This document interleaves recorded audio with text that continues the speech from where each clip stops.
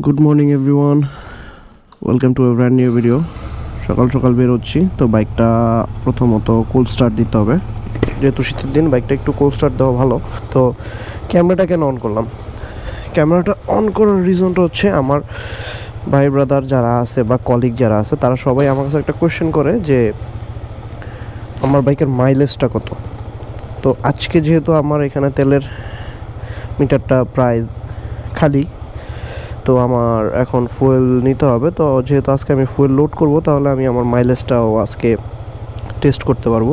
সেই জন্যই ক্যামেরাটা অন করা, এবং দেখি আমার বাইকের মাইলেজটা কত পাই এবং সেটা আপনাদের সাথে শেয়ার করি। তো সাথে থাকুন, মেন রোডে যাই দেখা হচ্ছে। ওয়েলকাম ব্যাক, চলে আসলাম মেন রোডে। কথা বলতেছিলাম মাইলেজ নিয়ে। আসলে আমার বাইকের মাইলেজটা অলমোস্ট আমি 40+ পাই।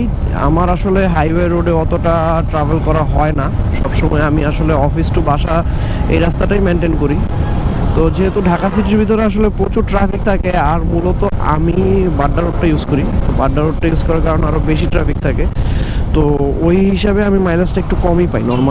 নর্মাল যে এমটিগুলো আছে ওই এমটিগুলোর থেকে কম পাই। আর এটা আমার সাথে আমার কলিগের একটা ভালো ক্ল্যাশ চলে সবসময়। উনি মাইলেজ বেশি পায়, আমি মাইলেজ কম পাই। সেজন্যই আসলে আজকে ভিডিও ফুটেজ রেখে একটা মাইলেজ টেস্ট করব, আর সাথে সাথে আপনাদেরকেও শেয়ার করব যে আসলে আমার বাইকের মাইলেজটা কত। এখান থেকে টাঙ্কিটা ফুল করব, যেহেতু আমার মোটামুটি খালি আছে, ফাঁকা আছে।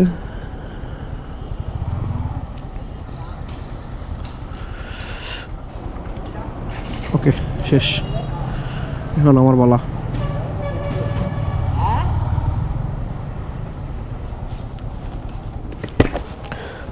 মামা ফুল করো।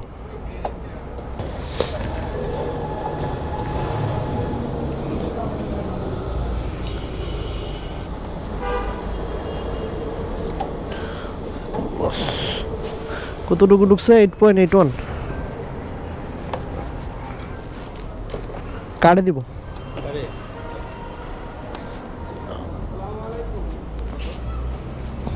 ফুল ট্যাঙ্কি তেল দেখতে শান্তিই লাগে, শুধু শান্তি না, অসম্ভব রকমের শান্তি লাগে।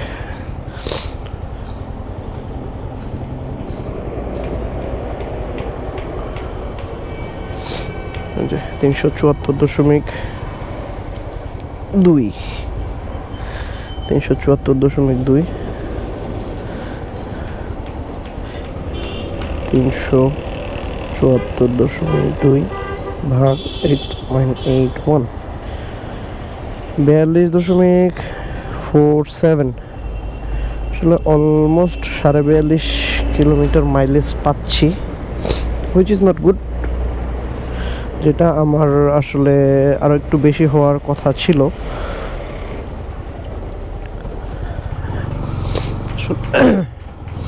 আমার মাইলেজটা এখন আমি পাইলাম, আপনারা দেখলেন 42.47, মানে 42.5 কিলোমিটার।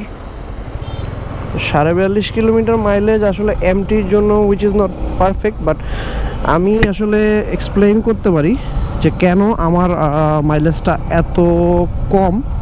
বিকজ অফ আমি আসলে ফ্রি রোড খুব কমই পাই। ফ্রি রোডের মধ্যে জাস্ট এইটুকু রাস্তা, আমি এখান থেকে বনশ্রী পর্যন্ত যতটুকু যাব ততটুকু রাস্তায় ফ্রি থাকার কথা, কিন্তু বেশিরভাগ ক্ষেত্রে আমার এতটুকু রাস্তা আমি ফ্রি পাই না।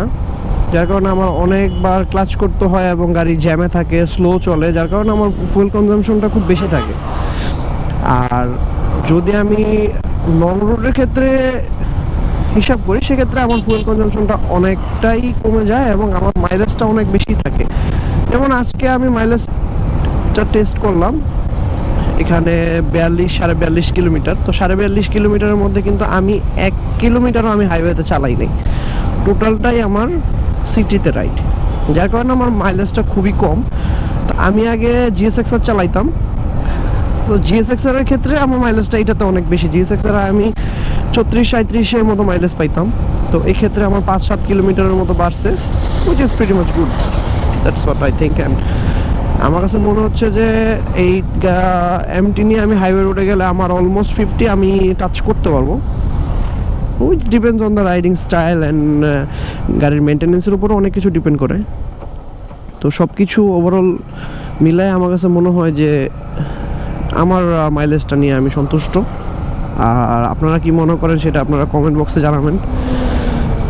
তো আজকে এই পর্যন্তই। ভালো থাকবেন, সুস্থ থাকবেন, দেখা হবে আবার নতুন কোনো ভিডিও নিয়ে। Till then, tata.